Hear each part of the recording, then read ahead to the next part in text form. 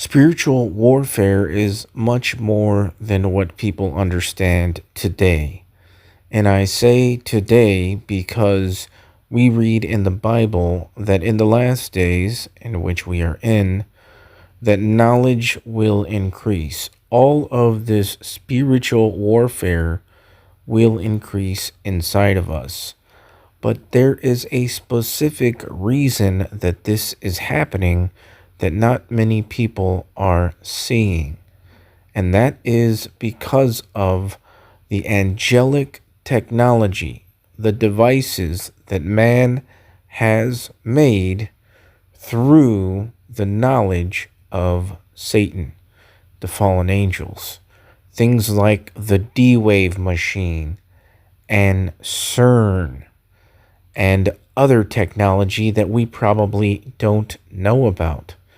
And what these things do is they open up portals and dimensions, doorways. Just like Jesus talked about, there was a door opened in heaven, Revelation chapter 4, verses 1 through 3. Well, that's a portal, a dimension to another realm. And that's what these devices are messing with. And this is a major reason why in the last days that not only knowledge will increase, but the complexity, the diversity of spiritual warfare increases. Why? Because these devices that man is now playing with didn't come around until this time. 200 years ago, spiritual warfare was not as intense and complex as it is today because they didn't have these things to play with. I heard somebody say that the device is artificial, but the intelligence is not. And I do believe that because some of the downloads and information that I have received, the revelation is not normal. It is absolutely not normal. And what these things do is they increase the connection with these other dimensions. And this is what happened in a way in Genesis chapter 11 when they were building the tower to Babel. And they wanted to take over the kingdom of heaven, so to speak. Well, Jesus said the kingdom of God is within you. It's not only out on the outside of you, but it's also within you. So they are delving in to the portals and dimensions inside of you with these devices and on the outside of us. And what happened in Genesis 11 is that is what caused God to come down and confuse their languages. Well, that is going to happen again. In Romans chapter 7, the Apostle Paul talks about this inward struggle, how that he does the things he does not want to do, and he doesn't do the things that he wants to do, and that he finds that wherever he is, this presence of whatever is with him, this opposing force inside of him. He says the sin is in his members. And Romans chapter 7 is talking about the inward battle. And with these devices, this is ever more increasing inside of us. And again, take a look around. What is happening to people? We are seeing this massive revolution of people that are going against good and God. And we see Jesus talk about this. He says in the last days that ungodliness will increase to major levels. And we have to stop and ask ourselves, what is the mechanics of why this is happening? And the reason is, I believe, is because these devices, this technology, is being unleashed on the world. Just think about it. When did we see God really wipe things out and actually intervene? Well, we know that he did this in the days of Noah, right? And we know that, study a little bit, that is when the angels were intermingling with man, And if you read the book of Enoch, it says that they taught man the secrets of heaven, this heavenly technology and knowledge and wisdom. And so God wiped everything out, and it got to the point where it was all of the earth that God wiped out. And again, we see that it's getting like that, and it's for the same reasons. All these patterns repeat themselves. Ecclesiastes 1:9 says that what was done will be done again. There is no new thing under the sun. Ecclesiastes 3:15 says that these things repeat themselves, patterns. Just remember this, that what is happening on the outside is a representation of what is happening on the inside.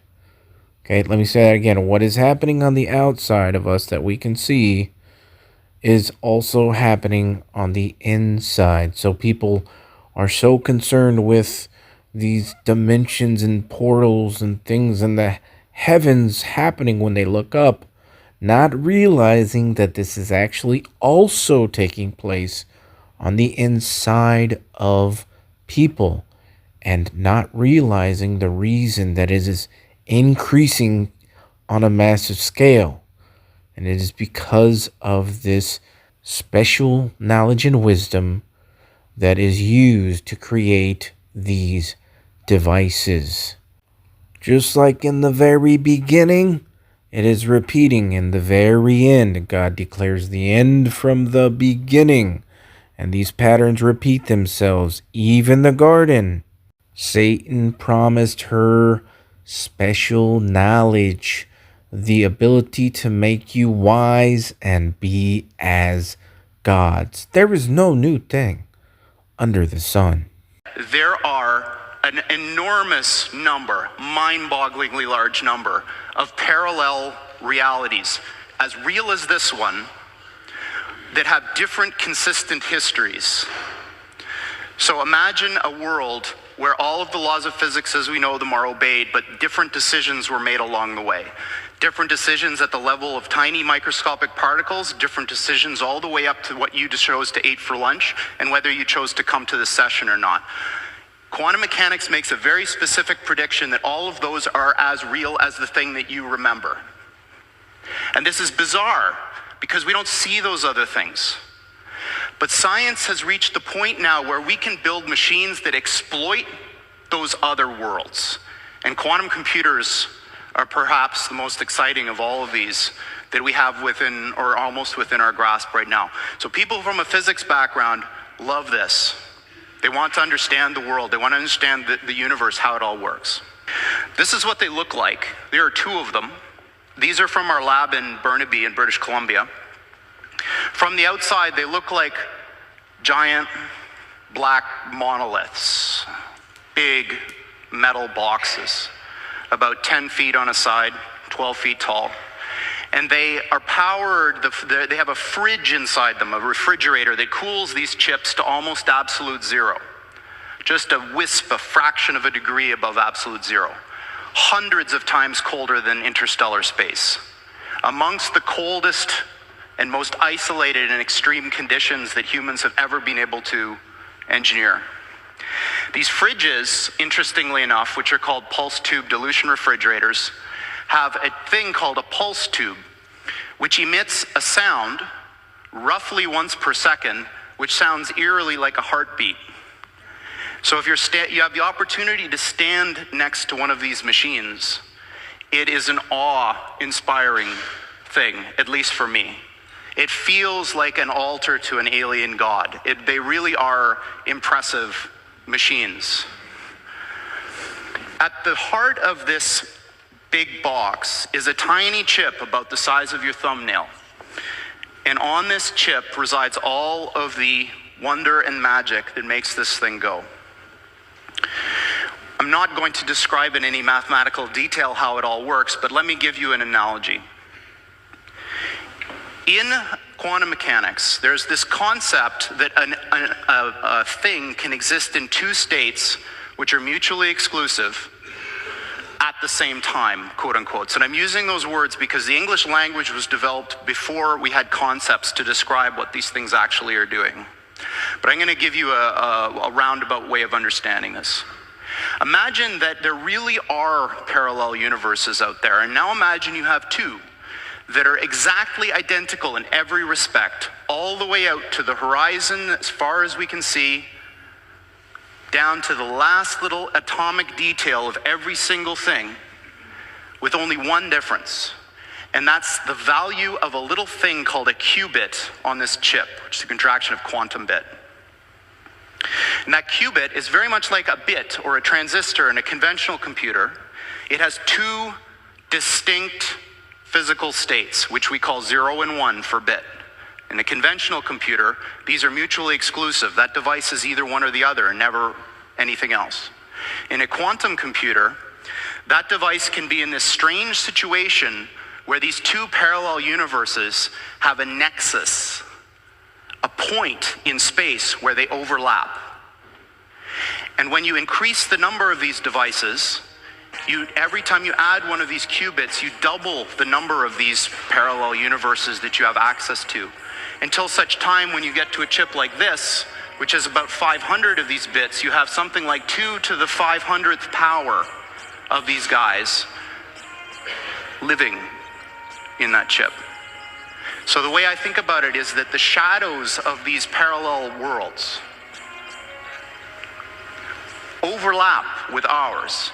And if we're smart enough, we can dive into them and grab their resources and pull them back into ours to make an effect in our world.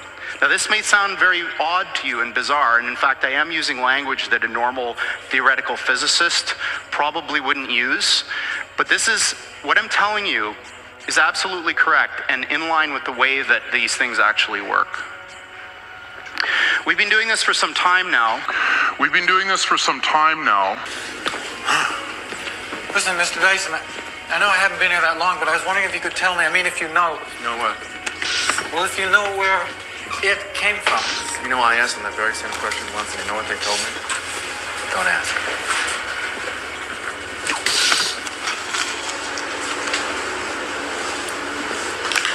Morning, Mr. Dyson. How's it going? Insert key. Left on 3, 2, 1, turn. Oh, wife and kids? Great, thanks. There you go.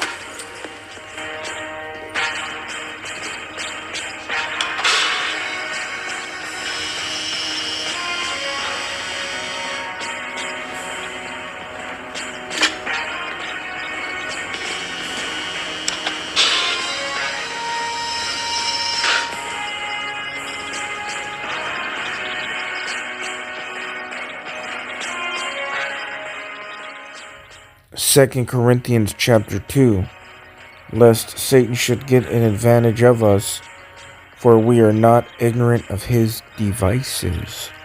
Furthermore, when I came to Troas to preach Christ's gospel, and a door was opened unto me of the Lord, I had no rest in my spirit, because I found not Titus my brother, but taking my leave of them, I went from thence into Macedonia. Sometimes I wonder what these devices can actually do. I know some of the things because it's being done to me. Visions, dreams, supernatural knowing of things, knowing the past and the future sometimes. But can these devices actually make us unforgive people? Can these devices harden our hearts? Think that everything that Satan is doing is a copycat, a mimic of what God can do. What did Lucifer say? He said, I will be like the Most High. That's what he and the people who are following him are doing. And this is what you get when you give sinful man power and knowledge and certain knowledge, special knowledge. It is used in an unlawful way, and they get it through unlawful deeds because they're getting it from demons. and fallen angels, and God is allowing it. He is allowing them to hang themselves. And that's what they're doing. And this is why I believe that spiritual warfare is not regular spiritual warfare today. I believe that it is highly complex because of these devices, and it is much worse than when it was in the cowboy days, when men were not doing this. Yes, they did the same thing in the days of Noah, right? They worked themselves up with this special technology, and then God breaks them down. And then they worked it up again at the Tower of Babel with this same technology, and God broke them down. And it's a repeating pattern, and they are doing it now. We are in the last of the last days. And spiritual warfare is more than what just people think it is. Do you ever wonder why God is called the living God? The living God. Because God is not a device. You heard Gordy Rose say that it's like standing next to an alien God, talking about this device that they have built, or devices, literally liken it to a god. But it's not living. It doesn't have the true breath of life. Only the living God has that.